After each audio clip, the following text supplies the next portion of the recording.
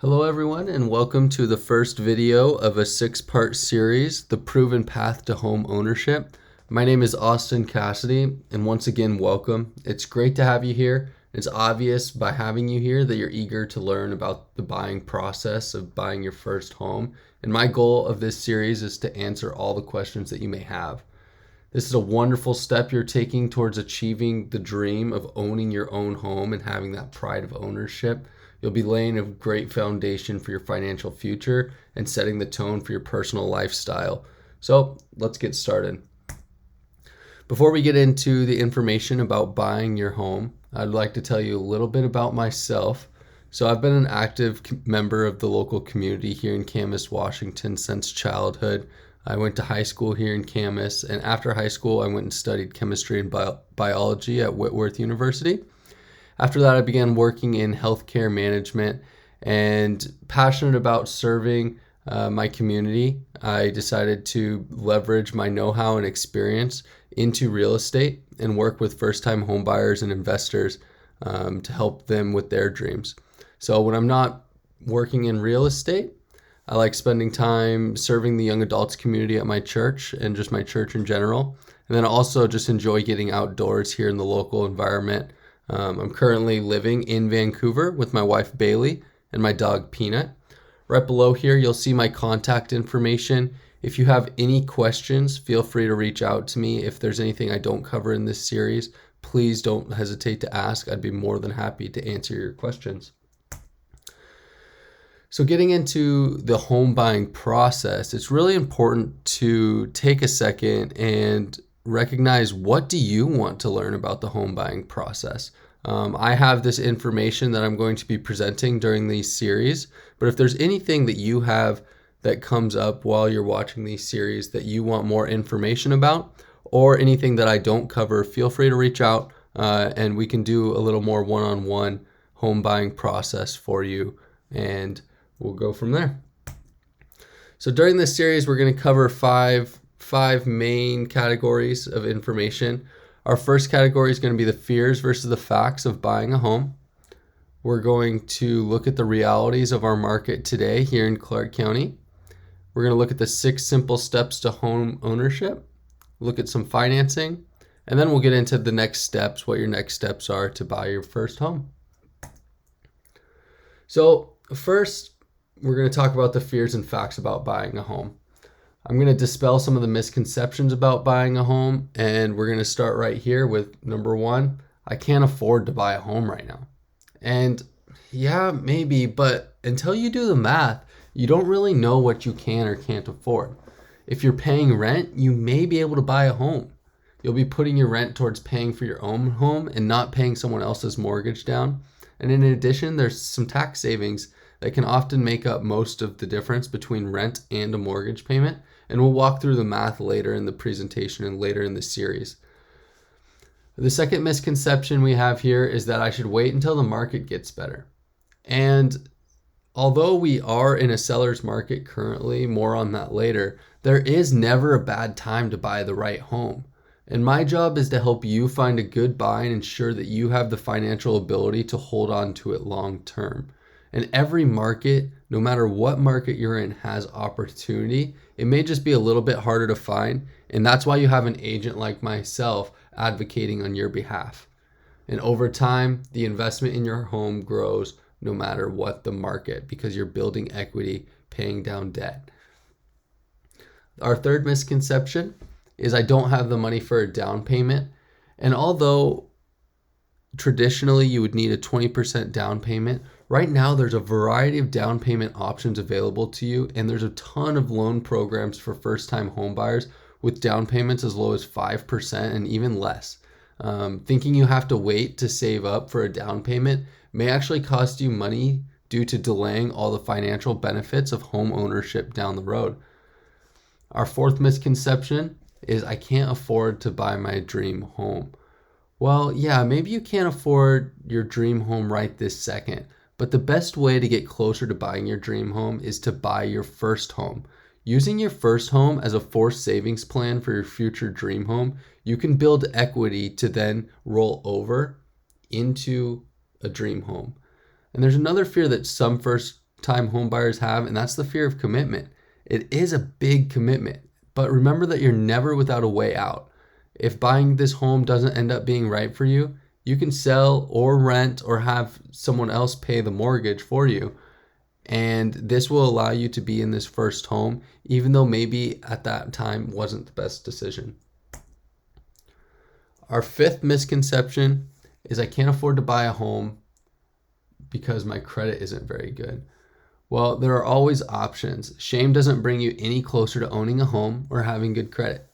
There are typically two types of credit challenges we see when buying a home, and that's poor credit history or no credit history, but both have solutions. Even if you have poor credit, you should still talk to your lender, who might be pleasantly surprising in the fact that he can actually get you approved on a loan even with your credit history. A good loan officer or mortgage specialist will be able to help you resolve your credit challenges. If you don't qualify right at that time, they'll be able to tell you what you need to do specifically to qualify. Our sixth misconception is I should wait until I'm certain about my domestic future. Yeah, people often feel they should wait until they're married, partnered, or ready to have children to buy a home. But in all reality, you don't need two incomes to buy a home. If you buy a home now that a future partner doesn't like, you'll still be entering that relationship with equity, and equity that will allow you to be choosier in buying the right home for your family that fits the needs of your family. Next misconception is buying a home seems way too complicated. Well, I'm going to be honest with you. No one would ever tell you that buying a home is easy. But that's why you're partnered with professionals who know the process and are committed to acting in your best interest. From your real estate agent to your mortgage officer, these experts absorb much of the complexity of buying a home and simplify the process for you. Our last misconception here is that I should pay off my student loan debt before buying a home. Student loan debt doesn't prevent you from buying a home. If you're making your payments on time, you're earning and preserving good credit, and if you're having trouble making your payments, student loan services are very good at finding a plan you can achieve, but putting off buying a home is putting off building wealth. So it may be something you may want to look at to see if your current debts and putting off a home equal out. So why buy now? Homeownership may be the best accidental investment, and with a little bit of knowledge of investments can be the best intentional investment. My job is to help you understand these factors that affect your investment and make it intentional, and I'll get into more detail on these throughout this session and the series. Our first reason why buying now is very advantageous is that interest rates continue to remain super low. This is the price that you pay to borrow money from the bank to pay for your home. In the last 45 years, 30-year fixed rate mortgage interest rates have ranged from 18.63% in 1981 to 3.31% in 2012. And in the last 5 years, rates have remained below 4%, dipping beneath 3% in 2020. There's no guarantee that rates are going to stay this way because they can always change. Also, let's look at your long-term goals and your home as an investment. Equity is the value of your home, and this can grow every year with the market. So this diagram on the left here shows how over the span of 30 years, equity in a home can increase from $15,000 to $486,000. This happens with equity buildup, which is a combination of appreciation and debt paydown. Your home's value can increase, and this is called appreciation. Your loan amount decreases as you pay it off, and this is debt paydown. Buying your first home is an emotional decision. Like they always say, home is where the heart is. And a home represents your personal taste and provides a haven of stability and security for both you and your loved ones. It represents pride of home ownership because it's yours. And so the pride of home ownership lies within your hands. So don't delay buying your first home. Every month you wait could bring increases in interest rates or home prices or in some cases, even both. So another interesting fact about what it costs to buy and own a home is that based on the research conducted within Keller Williams, historically a family spent an average of 21.6% of their household budget paying the mortgage principal and interest. Today, paying the mortgage principal and interest only requires 15.2% of the family budget. That's 6.4% less. So the budget's going a lot further today. So our next point here is owning versus renting. So why pay rent when you can own? Well, if you took out a 30-year fixed rate mortgage for, let's say, $250,000 and made monthly mortgage payments of $1,200, over 30 years, you'd end up paying $435,000 in mortgage and interest payments over the life of the loan. After 30 years of appreciation, you'd own a home with an appreciated value potential of nearly $600,000. And that's a 3% annual appreciation, which in our area, we usually see a little bit higher than that. So you would have paid $435,000 for a $600,000 home.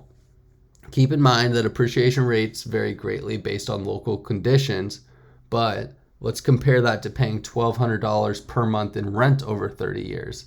So even if your landlord, which they most likely would, but if they never raised your rent the whole time you lived there for 30 years, you'd still end up spending $432,000, but you would own nothing. And this assumes your rent never goes up. So yeah, it is a great time to buy a home, but there also are reasons not to buy as well. If you're changing your job soon, this affects your ability to get a loan because lenders want 2 years of employment records with one company. If you need time to work on your credit score, or you have a lot of debt or not enough of a down payment, again, these things affect your ability to get a loan. When your choices are to buy out of your budget, you don't want to end up spending all your money on mortgage payments. That's considered house poor. However, factor in your potential for income growth, especially if you are new in your career. If you're planning to move again soon, you also may not want to get into something right this second because you may not have enough time to build enough equity to make the move worthwhile. And also factoring in the cost to sell, which can be as much as 7.5% of the home price. Somewhat surprisingly though, our current public health situation is not a reason to hold off buying. There are always ways to search for and buy homes safely, and the right agent can put practices into place that keep exposure and contact minimal. So let's get into the realities of our current market. In our market, the average home price is right around $500,000, $500,000, and a buyer's versus seller's market is a measure of supply and demand. How many houses are available for sale at any given time and the number of buyers. Our market currently favors the sellers. What this means for you as a buyer is that the supply is limited and demand is high.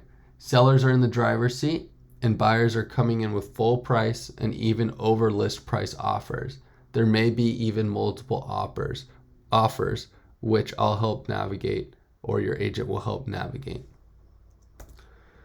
So we're getting towards the end of this video. I just want to go into what we're going to be covering over the next 5 videos here, and that's the 6 easy steps to home ownership. Step number 1 is going to be hiring your agent. Step number 2, securing approved financing. 3, finding your home. 4, making an offer and negotiating that offer. 5, get the home inspected and negotiate repairs. And 6, closing and being a homeowner. So these are the steps to get you into your new home. My job is going to be to guide you through all of them. There is another step that I can help you navigate these 6, and that's step 0, if you will. And that's to go on our website, tannerrealtygroup.com, and you can start searching for homes if you'd like. Helps you put in the expectations of what you may be able to afford at this time. Start looking at what your priorities are. And yeah, so we'll go into these 6 easy steps to home ownership over these next few videos. Be on the lookout. We'll be releasing one every week. Once again, here's my contact information. If you have any questions regarding this webinar or any future webinars, feel free to reach out, and I'd be more than happy to set up a one-on-one consultation to help answer your questions. Thank you so much. Have a great day, and I'll talk to you soon. Bye-bye.